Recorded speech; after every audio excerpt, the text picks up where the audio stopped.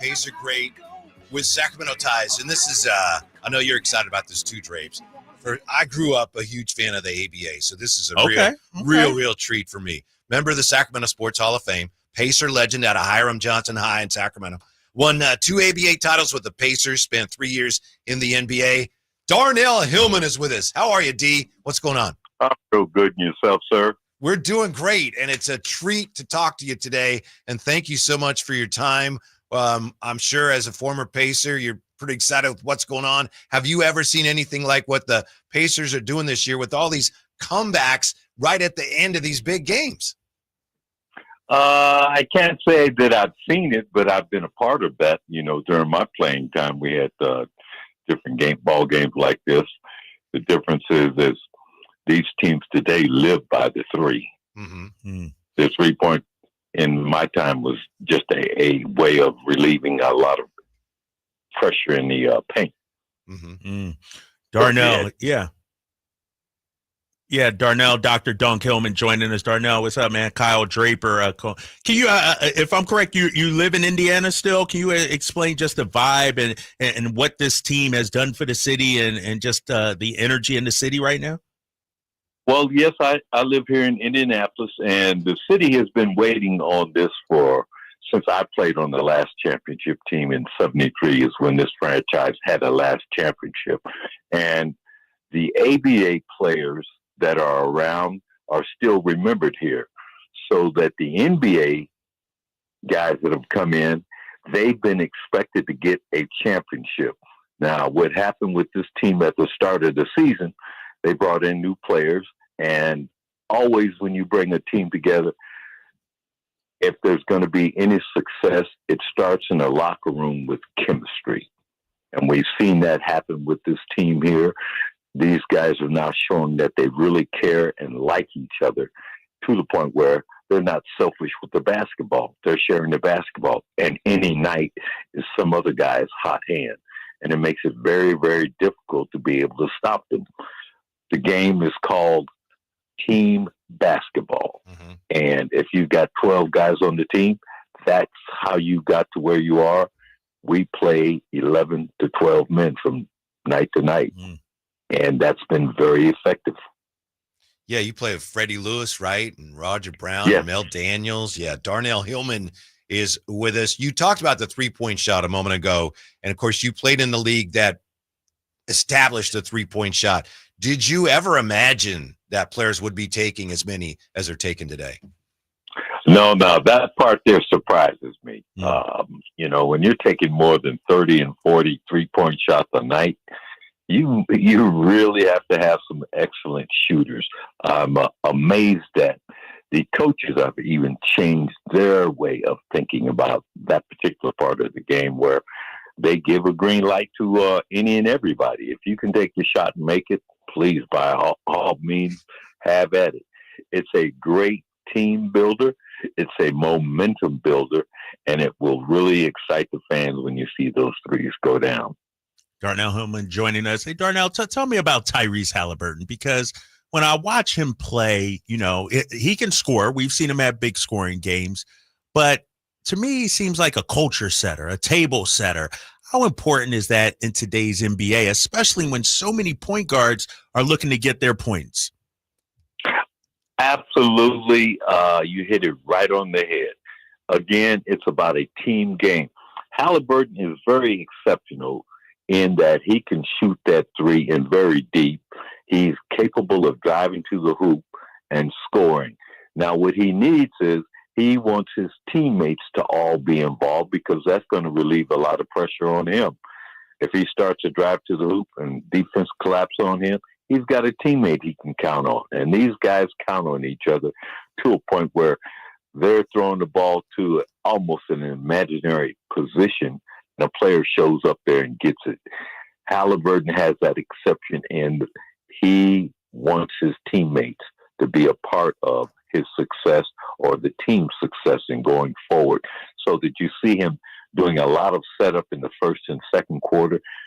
The beginning of the third quarter, you'll start to see him then really start to implement himself and getting himself in the motion of the offense.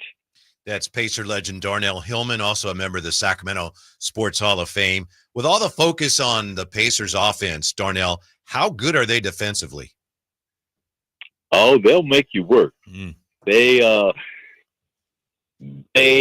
really stress that in a lot of guys. A lot of the players on the Pacers team seem to be almost in the same height and size. So the defense is very, very important to them, especially when you have the small team, small ball out there, I call it. When they're out there, you really see these guys moving their feet and getting over or around picks, and they hustle.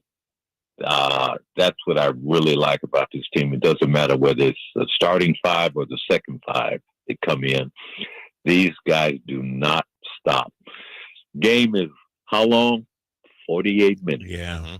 It's not 37 and a half. It's not 47 and a half. It's 48 minutes. And these players play like that until that very last buzzer goes off, which you saw that last night if you watched the game. Yes. And, with 9 seconds ago, it looked like OKC was going to win this ball game. Yeah. But miracles do happen in funny, strange ways. Hey, Darnell, going into this series, everybody had OKC. Well, most people had OKC. Maybe 4, maybe 5. Not many people gave the Pacers a chance. How much of a chance do you think they have to actually win this series? I think they've got a big chance of winning the series. We've got a couple of veteran players. We've got one player that's already has a championship. We've got another player that's been here for a better part of 7 or 8 years. OKC is a very young team, very well coached. I'm impressed with their coaching, but even more importantly, I'm impressed how well they play together to be so young. They've got a great chemistry.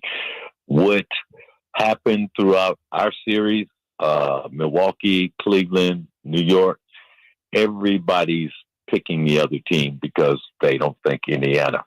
One of our expressions here, it's basketball in 49 states. But here we grow basketball.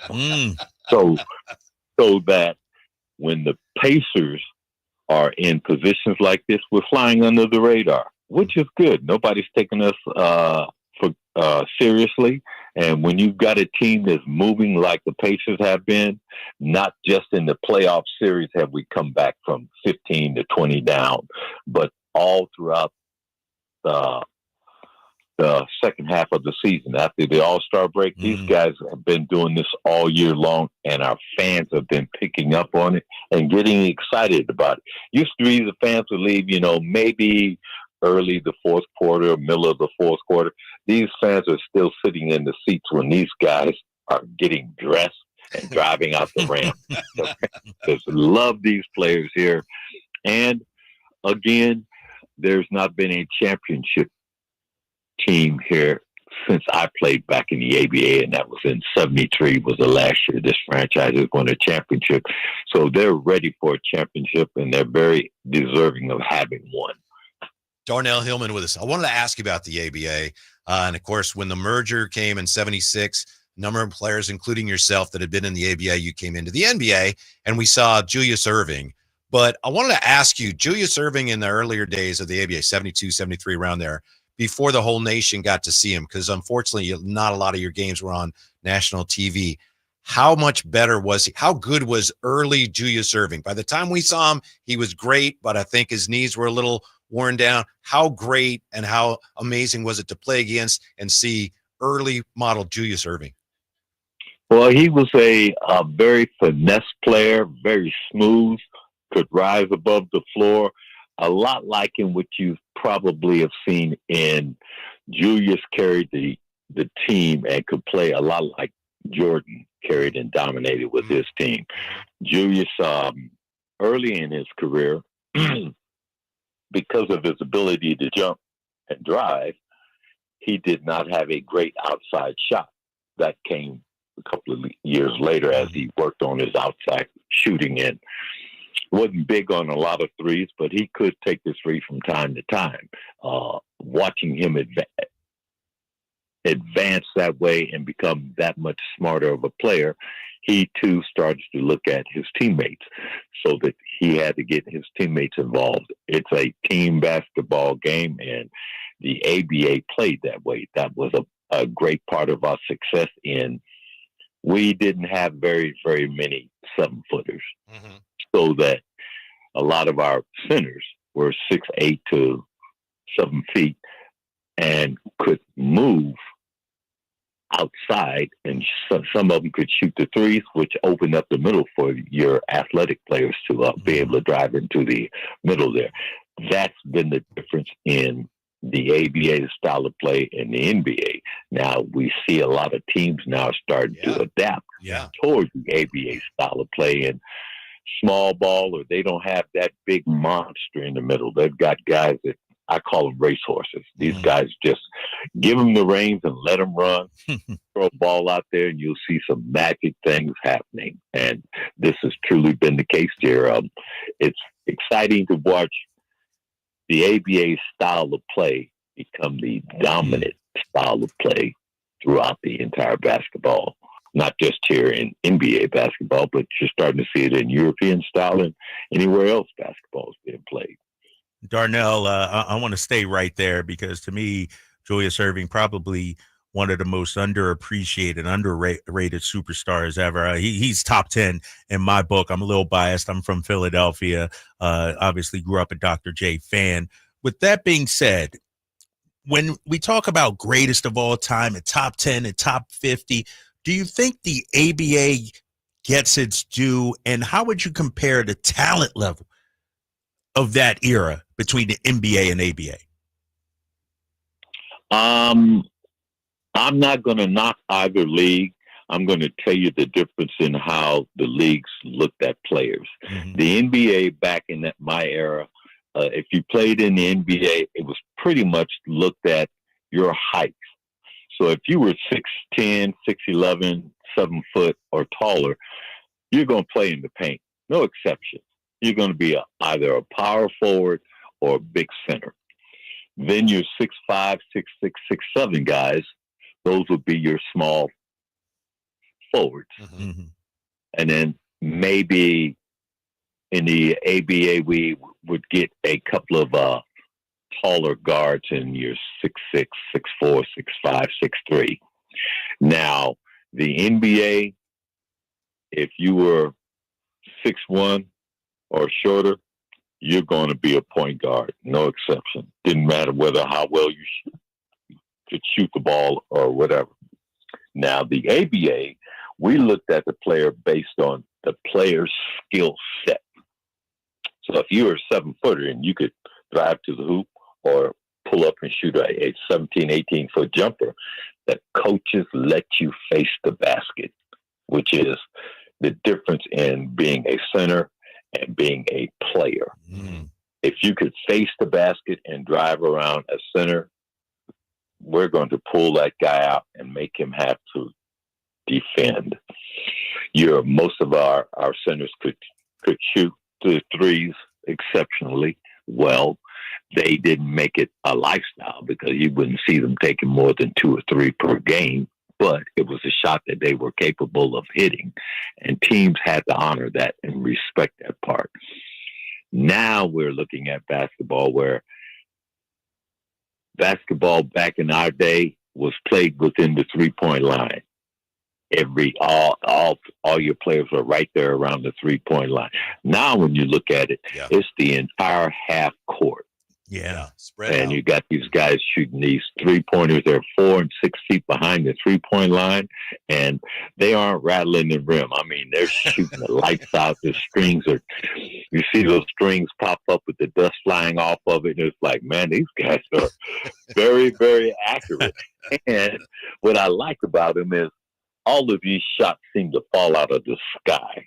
Yeah, they're like I say, they're not hitting rim; they're just going directly through the net, and that's pretty impressive. I have to give my hat off to the entire league. Every team has somebody on their team that can shoot the lights out of the threes. Darnell Hillmen, it's a pleasure. We appreciate your time. Hope you enjoy the rest of the series. Good luck to your Pacers. We hope to talk to you again soon. You're missed here and fondly remembered in Sacramento. I appreciate that. And if I may correct something, I played 5 years of ABA and 5 years of NBA. Okay. Okay. All right. Yep. Appreciate that, All right. Darnell. All right, Thank man. you. Appreciate that. Darnell. Okay. Hillmen. Thank Yep. you.